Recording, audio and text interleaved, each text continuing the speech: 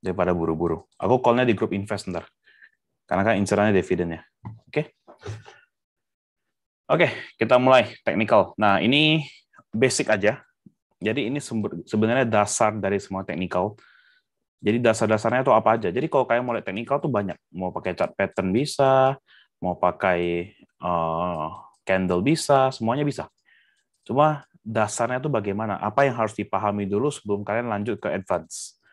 Nah, advance itulah yang kita berbahas mengenai indikator lebih dalam, membahas mengenai chart pattern lebih dalam, segala macamnya. Oke, dasar dari technical itu ada di namanya Dow Theory. Oke, Dow Theory. Jadi Dow Theory itu anggapannya bapak dari segala, ini bokapnya deh. Ini papanya semua technical. Kenapa? Oke, yang pertama kita lihat 3 significant market trends. Yang artinya apa? Ini artinya adalah market kita itu ada 3 trend. Uptrend, sideways, downtrend. Oke? Ini artinya.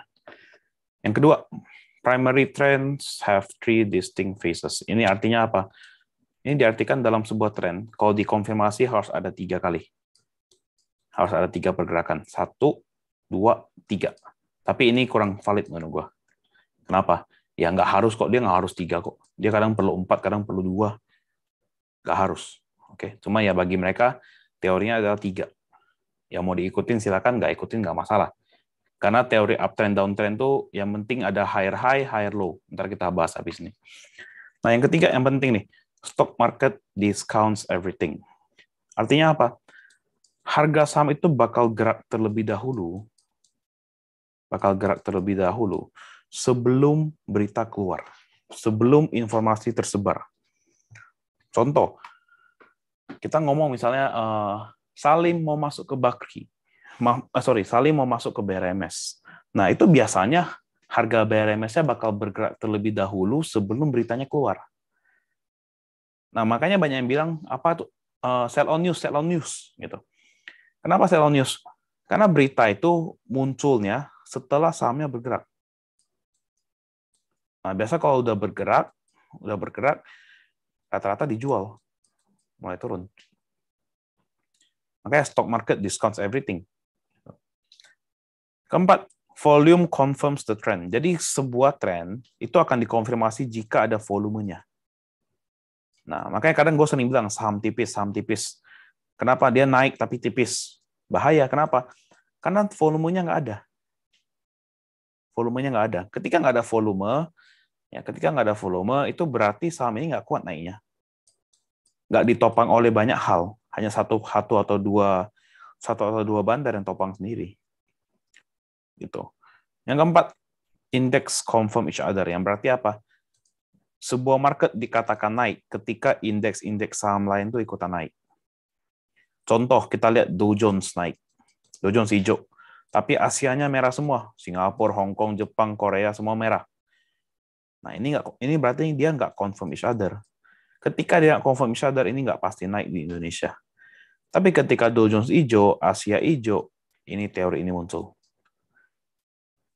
Oke, Eropa juga hijau, UK juga hijau.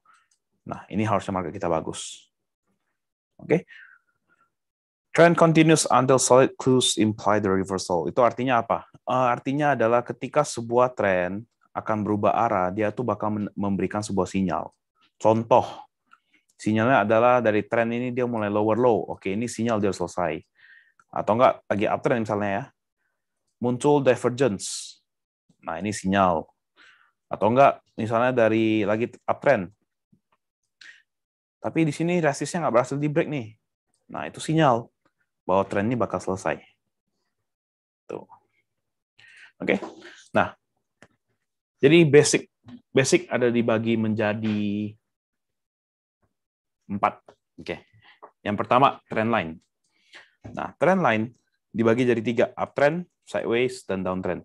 Nah, uptrend, sebuah saham dikatakan uptrend ketika dia dari low, ini titik terendah dia rebound naik ke atas, titik tertinggi dia sebelumnya. Nah, ketika dia koreksi, dia nggak boleh lebih rendah daripada titik rendah sebelumnya. Maka yang muncul yang namanya higher low. Low yang lebih tinggi daripada sebelumnya. Oke.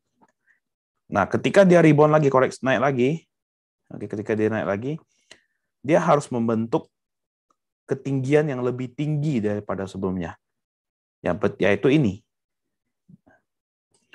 Dia nggak boleh lebih rendah daripada ini. Dia harus membentuk yang namanya higher high.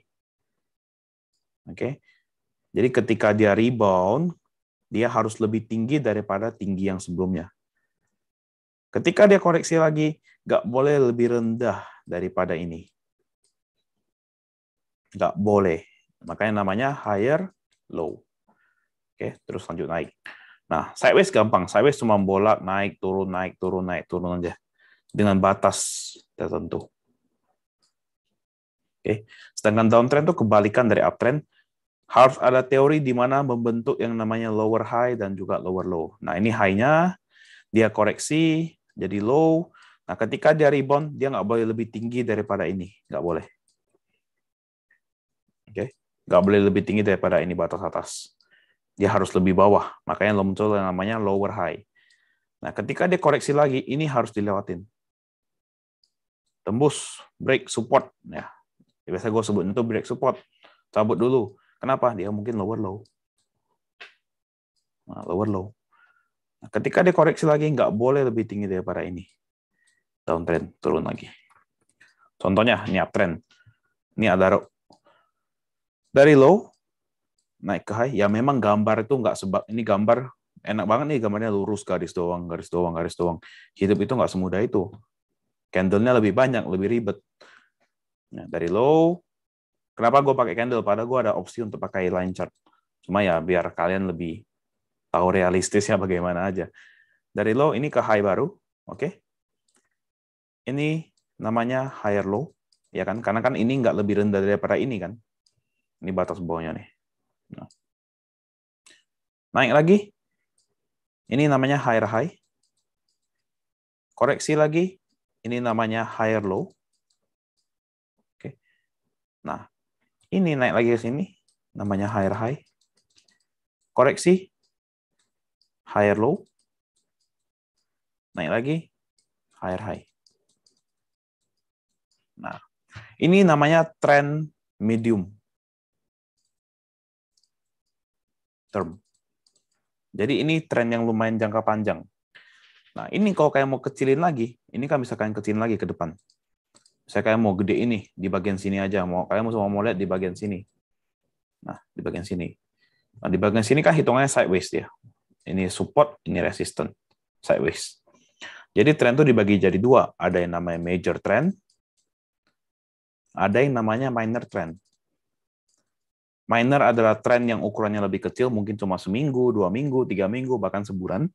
Nah, di atas sebulan itu udah lebih masuk ke arah major trend. Tren utamanya bagaimana? Oke, ini downtrend. Dari low, bentuk higher low, lower low, dia rebound nih ke atas.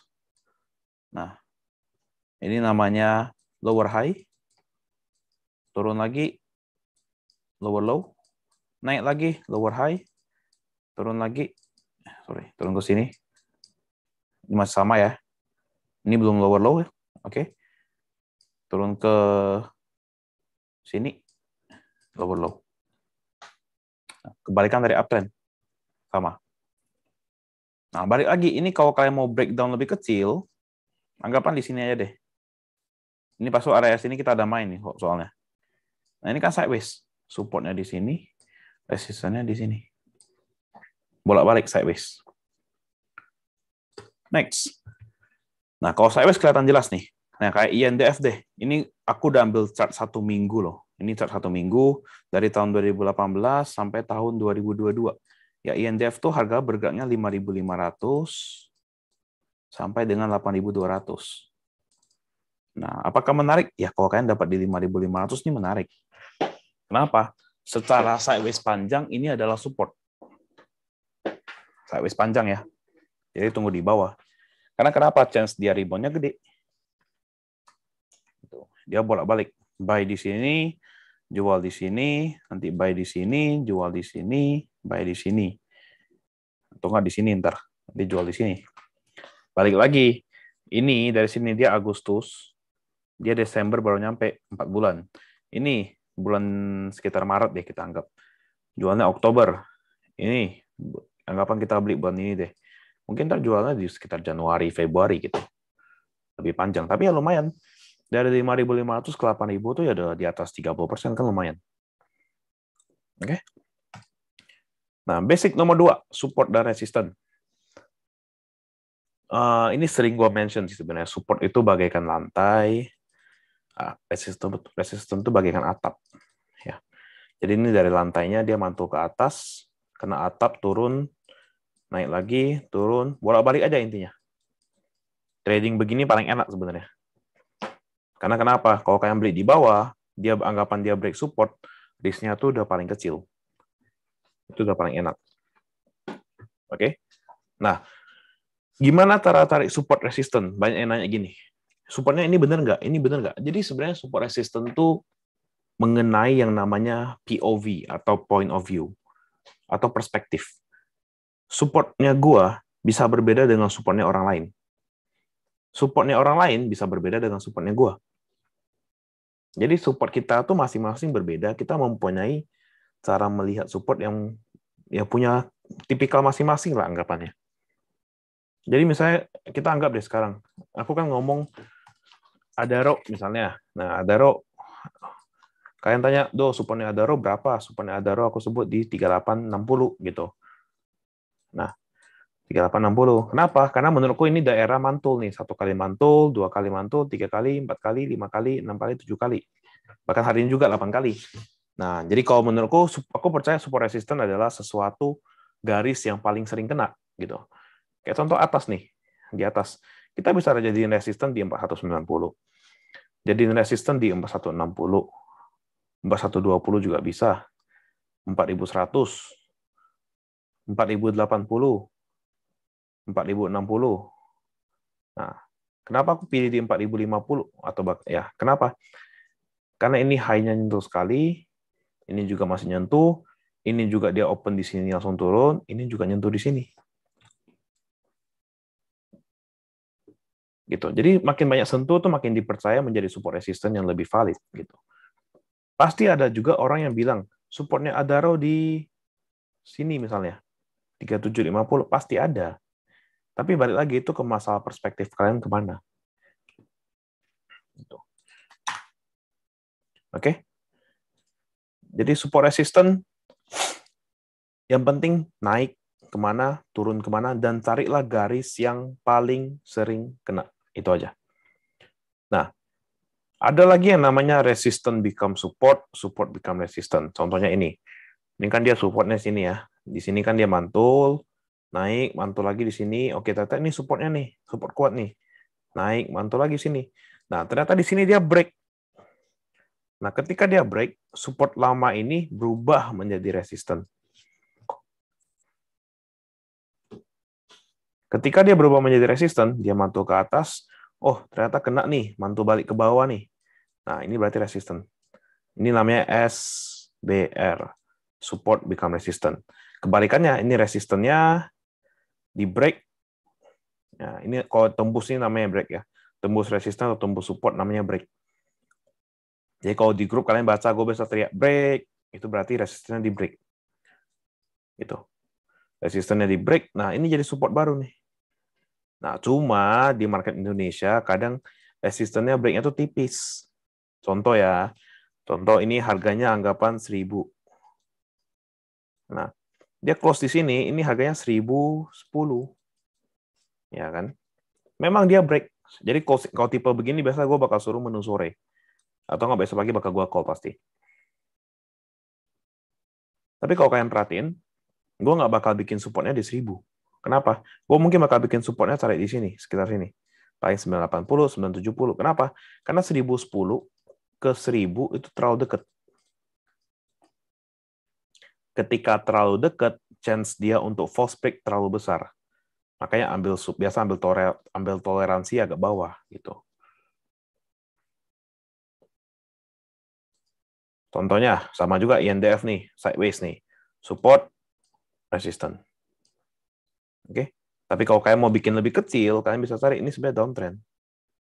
Nah, ini downtrend. Ya kan? Cuma memang kalau kita main panjang ini sideways. Jarak lebih kecil ini downtrend. Jarak lebih kecil lagi coba kita lihat. INDF.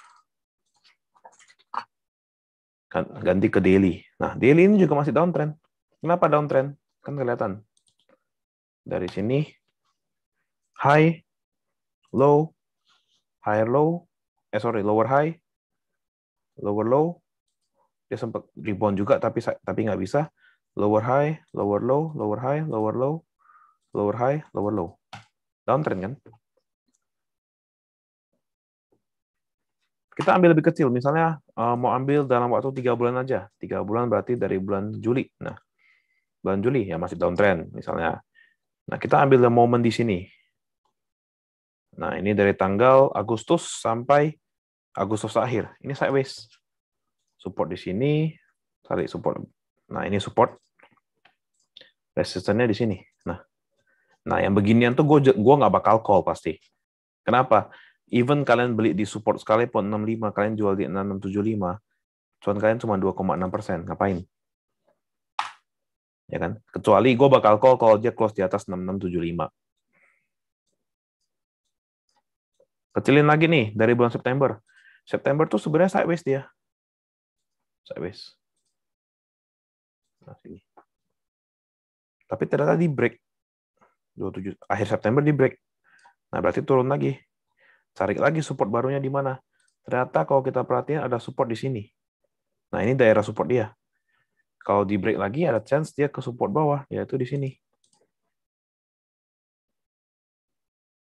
Nah, ketika dia nyentuh sini, di sinilah gue bakal baru tertarik untuk masuk di 5725. Karena udah deket support lama dia kan. Support gede dia nih, jangka panjang. Oke? Nah, support resistance ada dua tipe. Ada yang tipe sideways, jadi tarik garis gini. Nah, ada juga tipe yang lagi di uptrend. Oke, jadi misalnya kalian lihat trendline begini ya. Nah, ini bisa jadiin support. Garis trendline ini bisa jadiin support. Sama juga dengan begini, ini ada row. Ini kan uptrend sebenarnya. Low, high, ini jangka waktu kecil ya, dari bulan Juli ya. High, higher low, higher high, higher low, higher high, higher low, higher high. Nah, ini masih sideways di sini.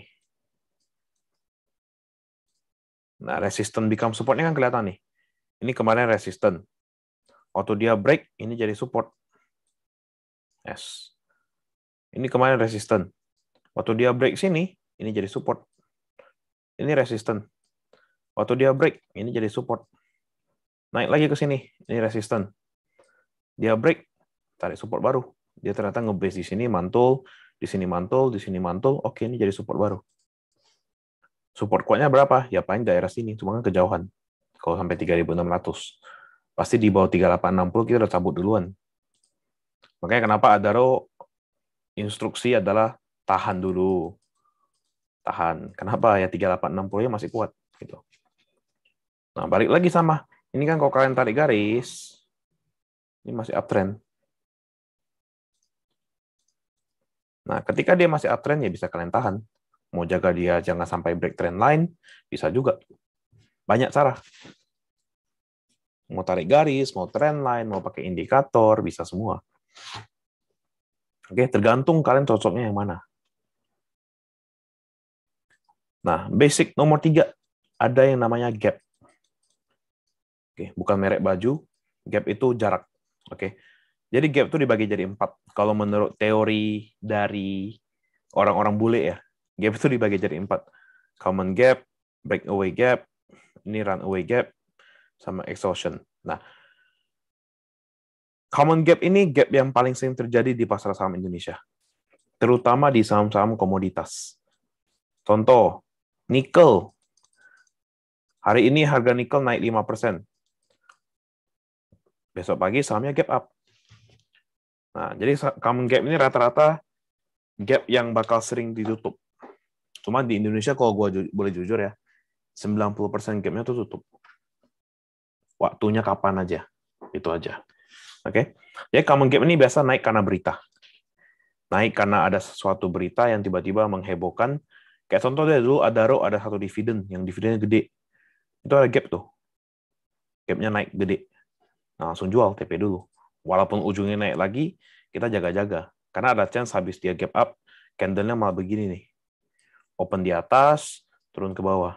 Ini udah candle paling jelek. Ever ini candle paling jelek nih. Oke.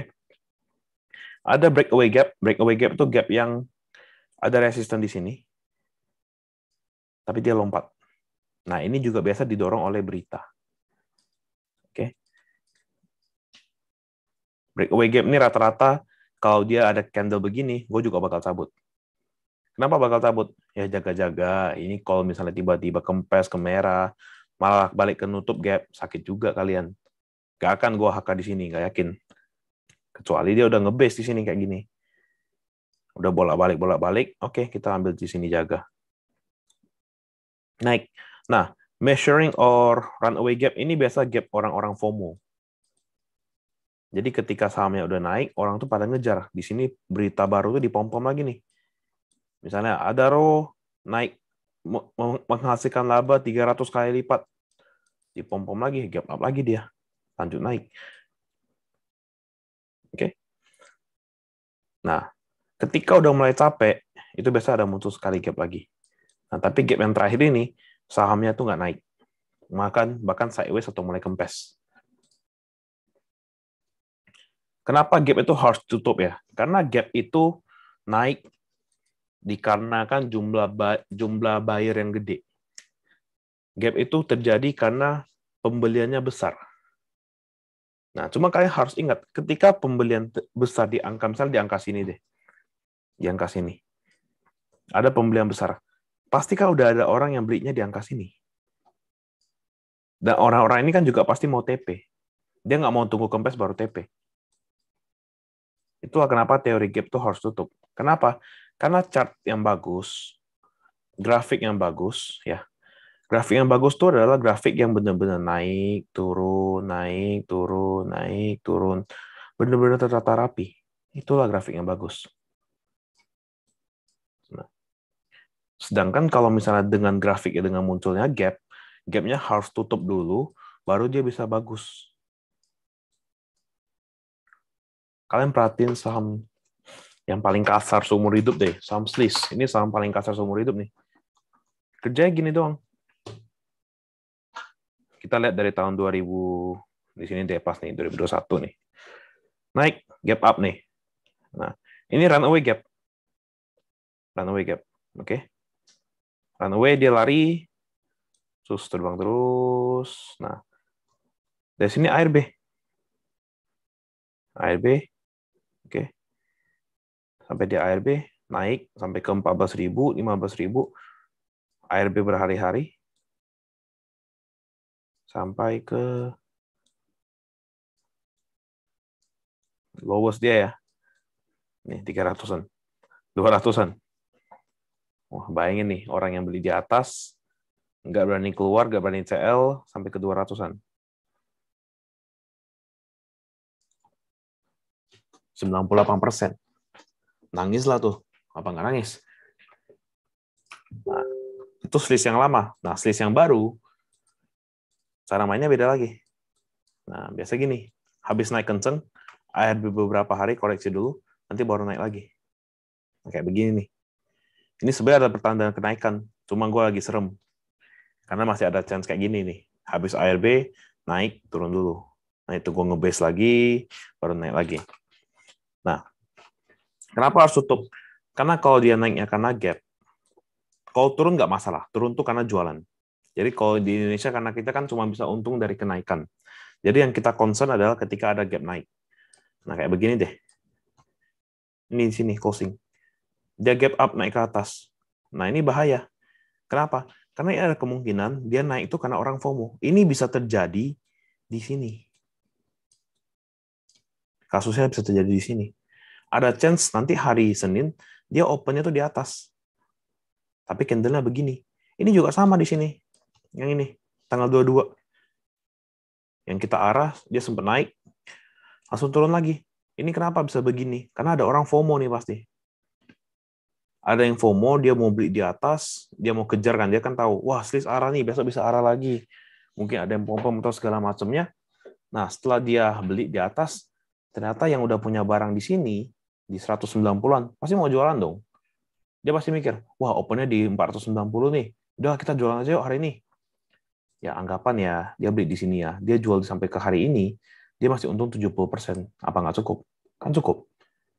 Apalagi kalau dari sini dia jualan 160%, jual terus. Nah, gitu. Jadi kenapa harus tutup? Ya karena satu, untuk memperbagus chart, yang pertama. Yang kedua, harus ingat, setiap pembelian pasti ada penjualan. Setiap orang untung pasti ada yang rugi. Ketika kalian untung di sini, di bawah jual di atas, pasti ada yang beli di atas nih. Satu dari sekian juta orang di dunia, di Indonesia, pasti ada yang beli. Yang tiba-tiba HK selis di 480, ya sakit hati itu pasti. Iya, kalau naik lagi ya nggak apa-apa. Kan kalau naik, kita nggak tahu nih naik atau enggak. Oke? Ini contoh gap di Adaro. Nah, kalau ini kan resisten nih. Nah, breakaway gap. Kabur dari resisten, lanjut naik. Nah, ini runaway. Ini runaway. Orang FOMO. Nah, tapi udah nggak naik lagi kan, harga Adaro. Nah, dia malah koreksi. Nah, udah ngebase lagi, mulai naik lagi, break resisten. Di sini harusnya kita HK, dia break resisten kan. Break resist. Nah, ini ada muncul lagi, ini kan resisten juga nih. Mau bentuk higher high, resisten. Nah, ini muncul lagi runaway gap. Naik lagi. Itu. Berarti BBRI most likely akan tutup gap atas. Nah, balik lagi kayak gue bilang tadi. Indonesia tuh cuma bisa cuan dari kenaikan. Kita nggak, kalau saham turun, kita nggak bisa untung. Saham turun, kita nggak bisa untung. Saham naik, kita baru bisa untung. Makanya yang gap down, rata-rata ketutup. Gap up, nggak selalu ketutup. Kalau kita mau tutup gap up, kalau kita mau tutup gap down, ya, berarti kita bisa lihat mungkin di, jangan ini deh, ini terlalu panjang. Selis saja deh contoh paling bagus, karena masih baru-baru. Nah, mau cari gap, di sini kan ada gap nih, 800. Selis ke 800, possible nggak? Ya masih possible. Nah, coba kita naikin lagi, misalnya ke, ini tutup semua nih. Coba cari, misalnya di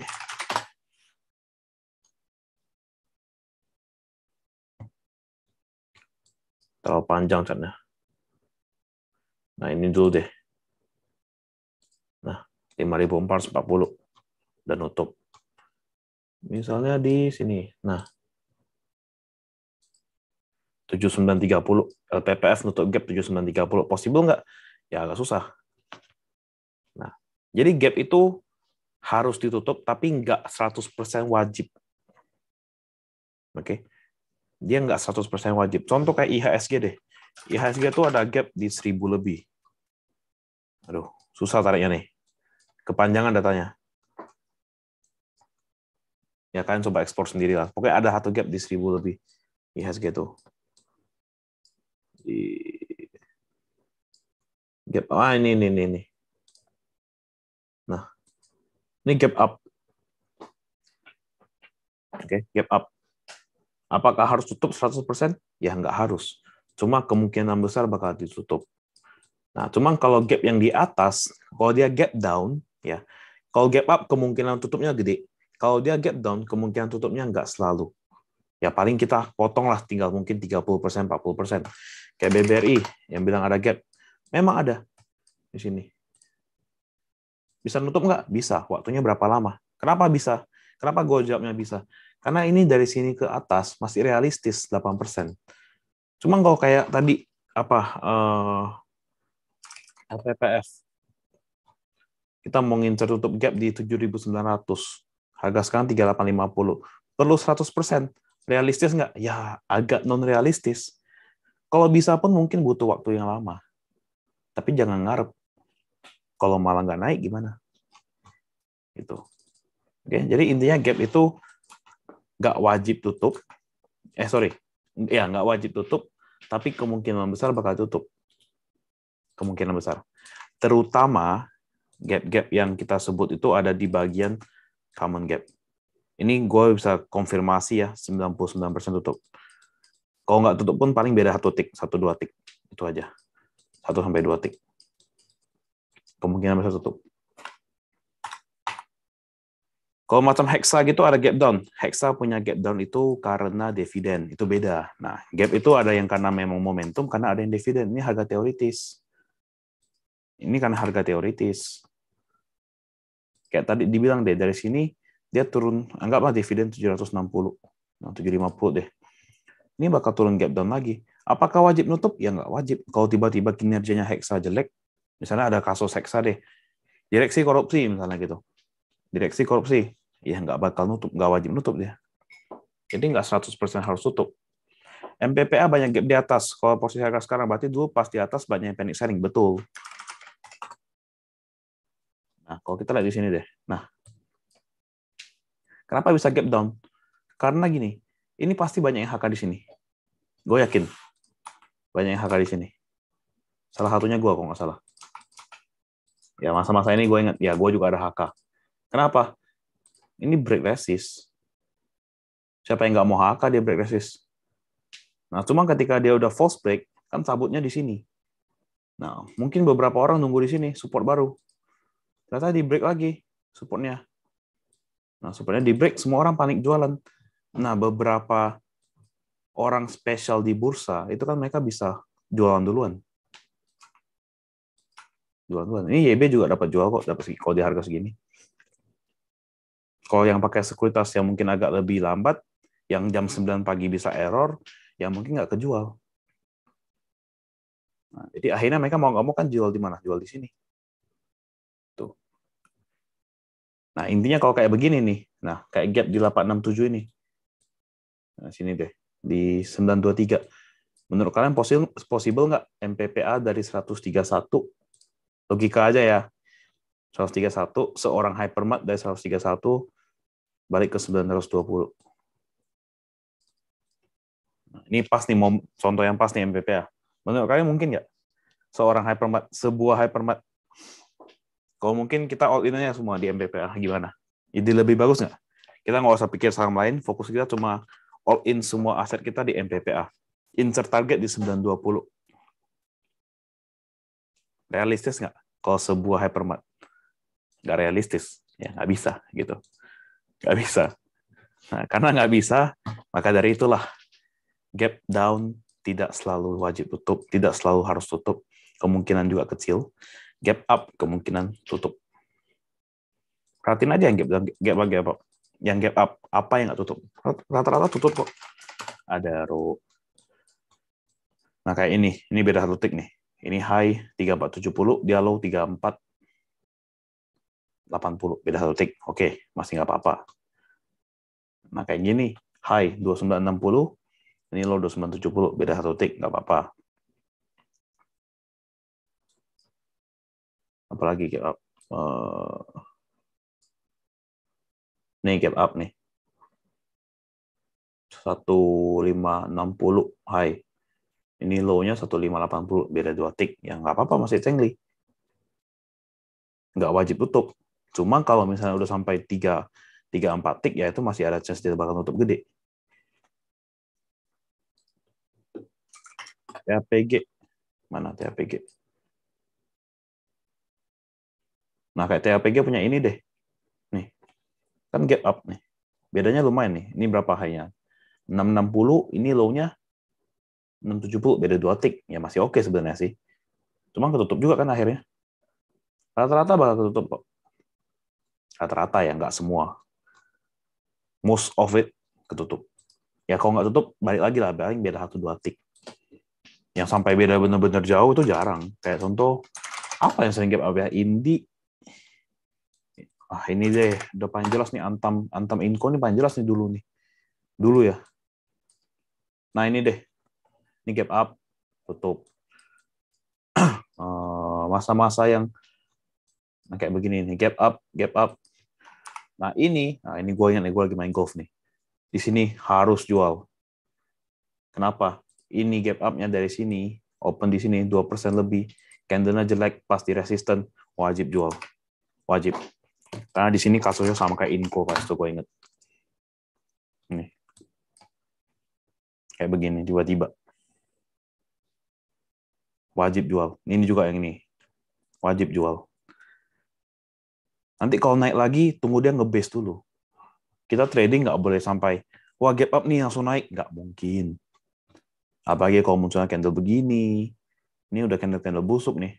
Wajib jual. Nih, apa kayak gini nih. Dari sini, gap up. Ini pasti naiknya karena alasan. Kemungkinan karena itu. Karena harga nikel. Kemungkinan.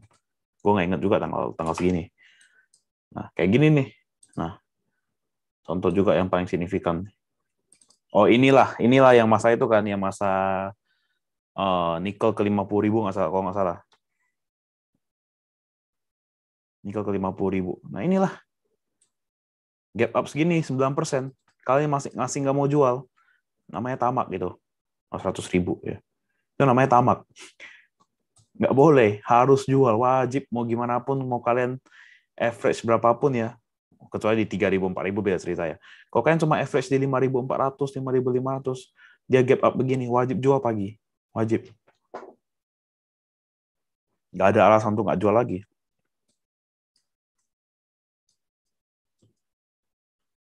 Kalau Medco berarti jatuhnya ke runaway gap ya. Medco yang mana nih?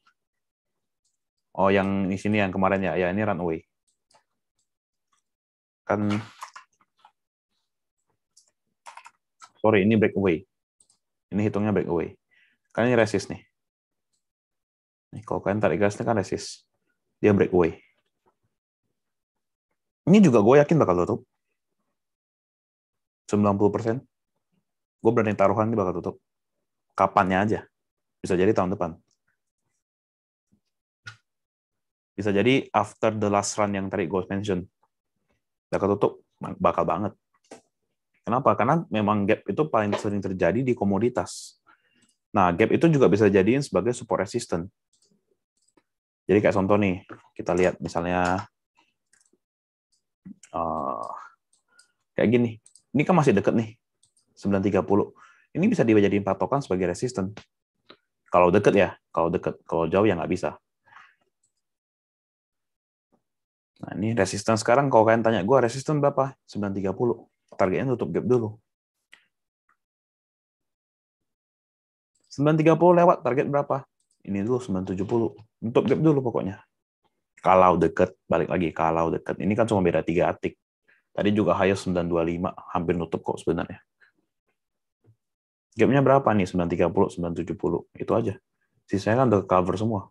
Ini ke cover, ini dia gap down, gap up, ke cover sama ekor ini, udah cover semua. Sisa 2 ini. Sama ini 630 nih. Tapi ini nggak sekarang lah. Nggak dalam bulan ini lah mungkin. Kalau dalam bulan ini kalian pegang Medco, 30% juga koreksinya. Harusnya sih enggak.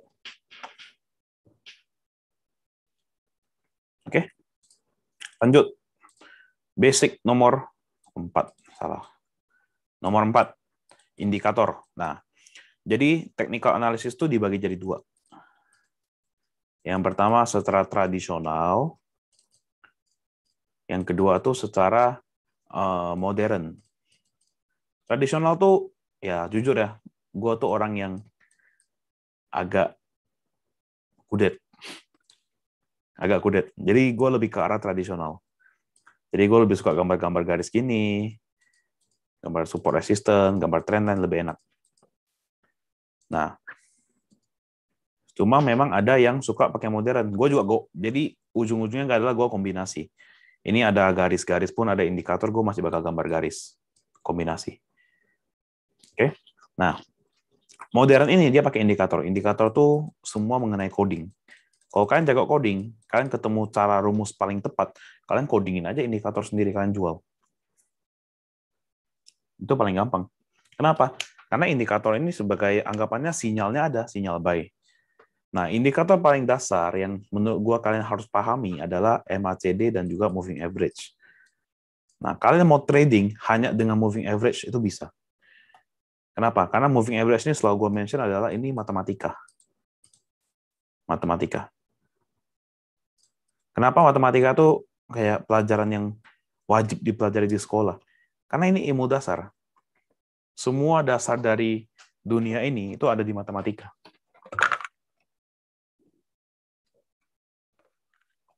Kayak moving average deh. MA20 artinya apa? MA20 kan artinya 20 candle terakhir. 20 candle terakhir. Yang berarti 20 candle terakhir ini hitungnya matematika. Contoh nih, sekarang 3960. Garisnya di sini, 3970 misalnya ya. Nah, 3970 itu angkanya dapat dari mana? Dari harga closing di 20 candle terakhir. Tampilan lagi di presenter view. Oh, oke. Nah, di harga closing di 20 candle terakhir, yaitu matematika dasar. Kayak kalian punya anak-anak, mungkin ya, anak sekolah sekarang beda sih. Dulu zaman gua sekolah, ya orang tua pasti nanya nih, dapat nilai ujian misalnya 70. Mereka nanya, rata-rata kelas berapa? 60. Oke, berarti nilaimu lebih bagus daripada rata-rata kelas. Nah, inilah berarti bagus. Makanya dulu di raport sekolah tuh ada nilai, nah kayak min, ya min, betul lah, emang min. Kayak dulu waktu sekolah tuh ada nilai, sama ada AVG, atau rata-rata.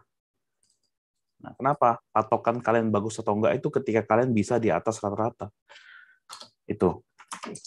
Kalau kalian di bawah rata-rata, ya biasa sih dibilang jelek gitu. Oke? Nah, itulah kenapa pakai moving average. Nah, moving average sendiri, kalau kalian mau pakai, kalian cukup gabungin dengan garis-garis. Misalnya nih, MDLN. Nah, kalian perhatiin, oh ternyata dia lumayan nurut nih di EMA20 nih. Di sini dia buy. Dia break EMA20, buy. Nah, ada resisten di sini, jual. Koreksi, buy. Di EMA20. Nah, resisten di sini, jual. Ini kan candle-nya juga jelek kan, jual. Ini ternyata dia closing lagi nih di atas EMA20, buy. Naik ke atas, oke, ternyata resisten di sini nggak bisa di-break nih. Ini resisten kuat. R kuat, dalam kurung dia nggak bikin yang namanya higher high. Dia nggak break atas. Berarti kan jual. Nah, kita spekulasi buy di sini misalnya. Ini kan kemarin kita spekulasi buy nih. Kemarin. Minggu lalu kalau nggak salah. Ternyata dia close di bawah EMA20, ya udah jual dulu. Nanti kita buy lagi kapan? Ketika dia break EMA20 lagi. Ini kan mau coba break, tapi nggak berhasil closingnya. Gagal break, ya udah jual. Kan jual di sini kan. Kita buy di sini, ternyata close di bawah, kita langsung jual hari itu. Jual, turun lagi. Udah, tunggu aja lagi. Nanti nyari saham yang lagi turun-turun, tiba-tiba dia break EMA20. Nah, ini menarik biasa. Nah, kalau di-combine dengan MA, nah biasa MACD itu bakal kasih sinyal lebih dulu nih. Contoh, nih, dia berpotongan ke atas. Oke. MACD yang berpotongan ke atas. Sinyal buy. Bareng nih. Bareng. Oke, lebih confirm. Berarti dua sinyal buy terpenuhi nih. Dia kasih sinyal buy, dia kasih sinyal buy. Tapi MACD itu mainnya lebih panjang. MACD itu lebih melihat ke arah tren. Oke. Moving average karena tiap hari bergerak, MACD itu lebih ke arah tren. Makanya ini kan habis berpotongan ke atas, dia masih lanjut naik nih. Birunya masih di atas. Birunya masih di atas sampai di sini. Ya kan? Kenapa? Karena ini kalau kita perhatiin ini juga uptrend. Sampai ke sini. Jadi trennya masih naik. Nah, kalau kalian main swing masuk di sini, selama dia belum bikin lower low, ya tahan. Oke. Ketika dia udah patah nih, kayak di sini, ada sinyal sell. Nah, sama. EMA20-nya di break. Berarti sinyal jual. Konfirmasinya double, 2 kali lipat. Makanya harus di-combine. Oke. Nah, jadi dari semua teknikal ini, intinya itu ya kalian latihan. Oh, warnanya kok warna goto banget ya. Kalian latihan. Gambar garis gimana, sampai kalian contoh deh, kayak misalnya kalian mau request misalnya saham, cara hitung target tutup. Oke, misalnya kita ngomong Adro deh. Nah.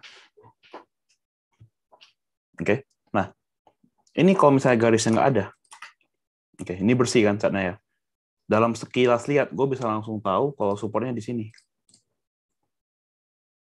At least daerah sini. Kenapa? Karena kelihatan. Nah, dari mana caranya? Ya latihan tiap hari. Tiap hari kalian perhatiin. Sama apa menarik? Kayak contoh kemarin kita ada kolam terakhir apa ya? Kin. Nah, bersih kan? Langsung kelihatan. Kira-kira oke di sini. Support. Turunin lagi. Oke, di sini bisa. Atau di sini nih. Lebih banyak kena. 1, 2, 3, 4, 5, 6, 7. Lebih banyak kena. Ini support. Udah. Resisten. Sini.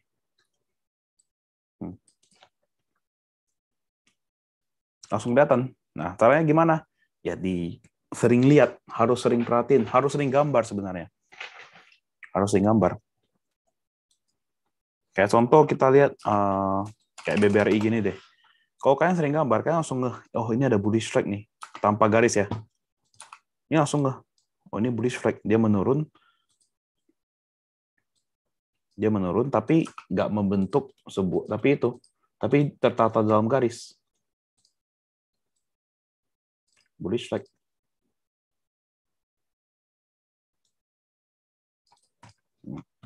Gitu. Jadi intinya harus sering gambar. Kalau kalian nggak sering gambar, ya ujung-ujungnya kalian cuma bakal ngarepin stock pick dari orang. Sedangkan kan kalian nggak mau. Mungkin ya beberapa memang mau, hanya kayak ya udah mau ngikut aja, nggak mau belajar. Ya kalau bisa lebih belajar kan lebih bagus. Kenapa? Misalnya kalian nggak dapat stock pick dari gua nih, misalkan dapat orang lain misalnya. Terus orang lain ngasih stock pick, kalian bisa ngecek, oke chartnya gimana, supportnya berapa, kalian bisa cek sendiri. Cara hitung target double top dan double bottom bagaimana?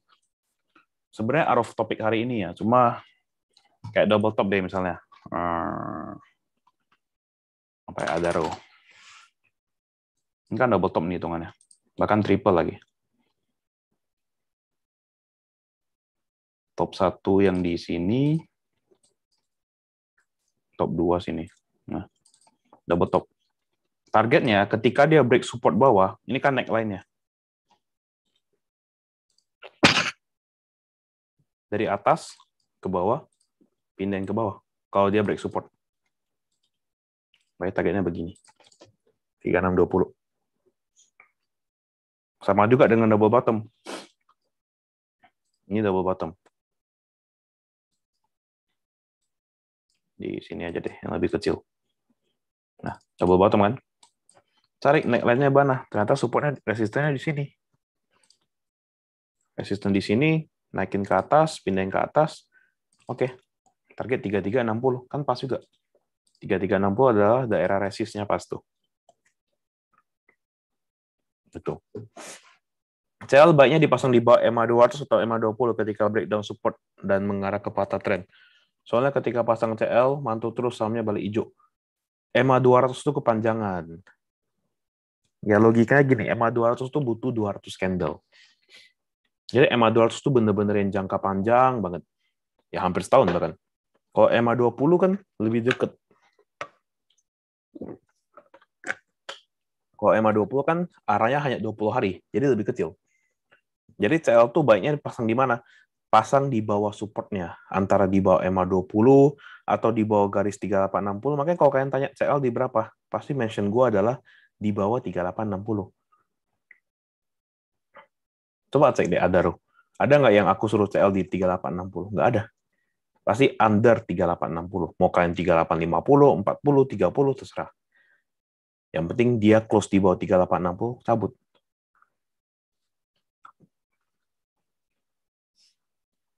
Harus di bawah, jangan di angka pasnya. Ini kan angka mantul. Kayak 3860 ini kan angka mantulnya Adaro. Kalau kalian CL-nya 3860 ya berarti salah persepsi, salah penjualan kalian. Kayak MDK ada yang kita CL kemarin. Nih, support kan 39. Ya, support 39. Dia close di bawah CL, udah close di sini CL. Close di bawah sini kan. Tapi kalau di 39, dia kemarin close di 3920, 3910, aku nggak mungkin suruh kalian CL. Karena itu daerah support dia. Nah, kayak hari ini dia mantul balik. Apakah menarik? Nih, perhatiin kalau seninya candle hijau lagi, ini menarik. Karena kenapa? Ini kan support. Ini kan resisten baru sekarang, 39. Karena resistennya di break. Nah, akan lebih baik kalau dia besok hijau lagi konfirmasi, lebih bagus. Adaro bisa kemungkinan sideways kah? Ya sementara sideways dulu. Selama marketnya belum bagus, ya masih bolak-balik dulu deh. Nih, ya batas-batas inilah ke 4060. Kalau bisa break lagi menarik. Chance-nya gede loh Adaro. Kalau misalnya kalian ini bisa break lagi. 4.300, 4.400 nggak kemana harusnya. Kalau break 4.000 daerah sini ya, 4.100. Oke. So ya, udah habis overall sih ya. Kalian harus latihan sih technical. Ya ilmu dasar pelajari dulu. Kalian udah mulai paham mengenai ini, udah mulai sering-sering gambar, baru ntar kita masuk ke advance. Request aja. Kita masuk cara tadi chart pattern, cara baca candle pattern bagaimana, dan segala macamnya. Apakah Saratoga harus confirm satu candle hijau lagi? Saratoga. Nah, perhatiin nih. Saratoga, ini kan trendline. Di break kan? Ya kan?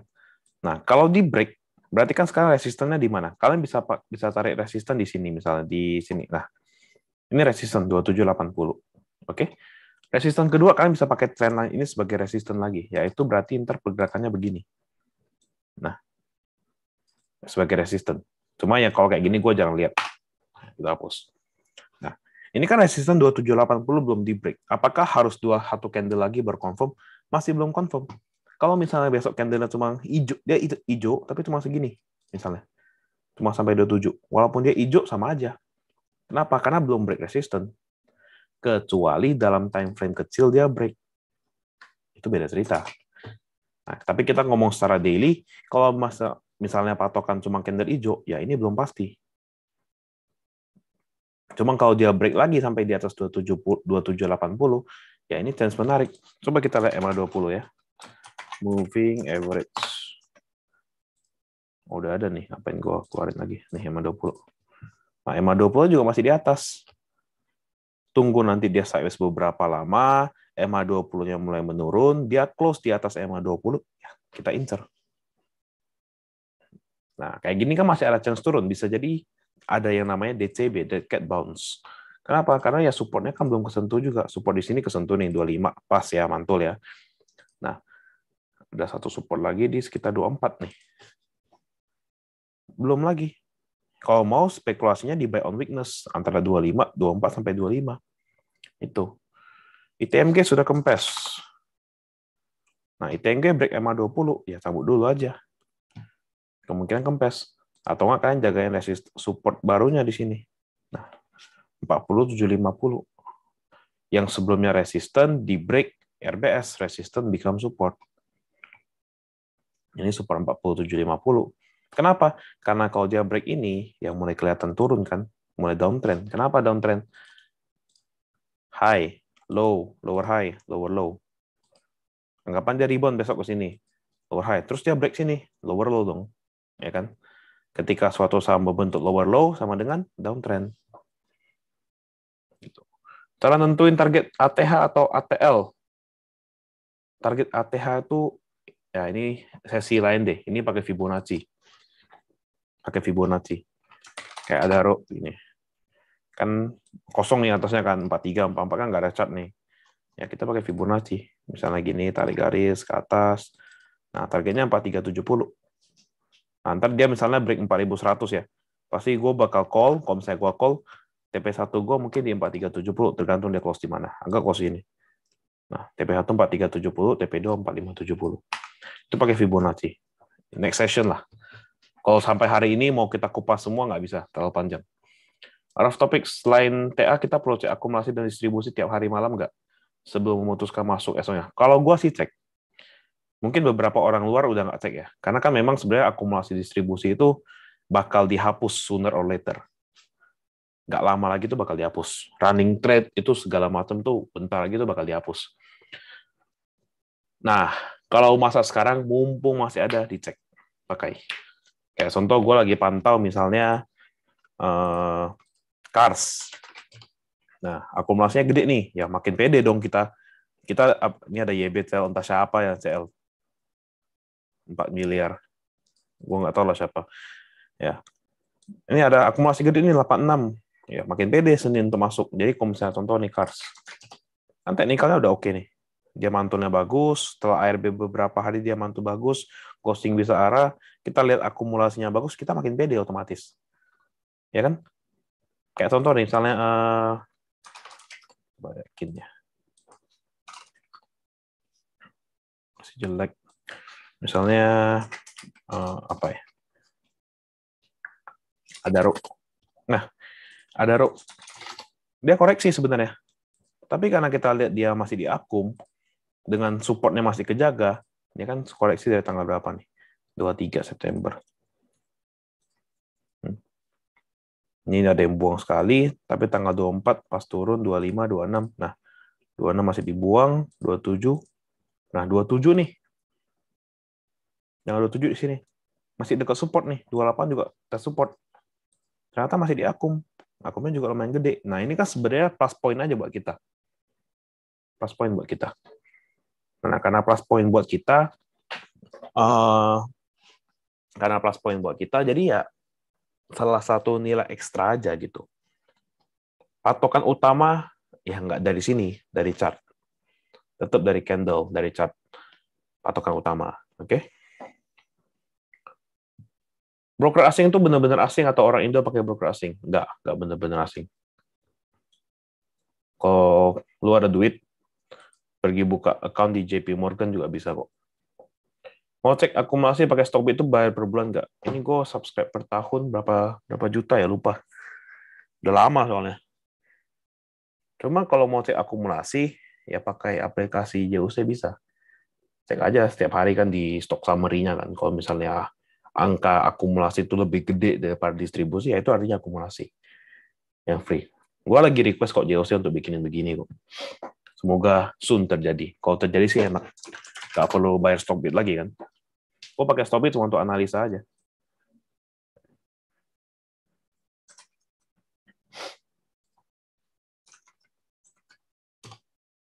Gue udah request sama IT bikin broker summary dalam bentuk begini. Cuma kata mereka ada mikir untuk bikin. Makanya running trade di filter kan udah mulai jalan kan. Nah, cuma mereka lagi mikir nih sekarang. Ini kalau tadi hapus, kita capek-capek bikin ya buat apa gitu. Oke? Oke, masih ada yang mau nanya? Udah jam berapa nih?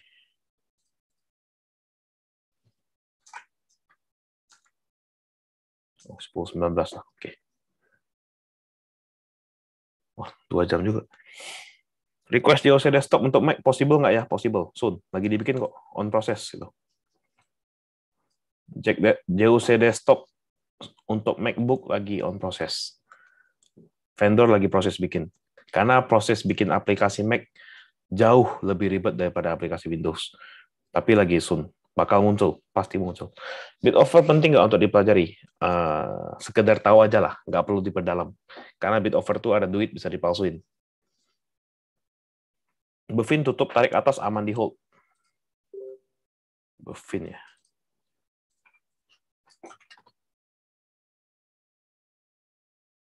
Ya ada sinyal buy sih dari break EMA 20 ya.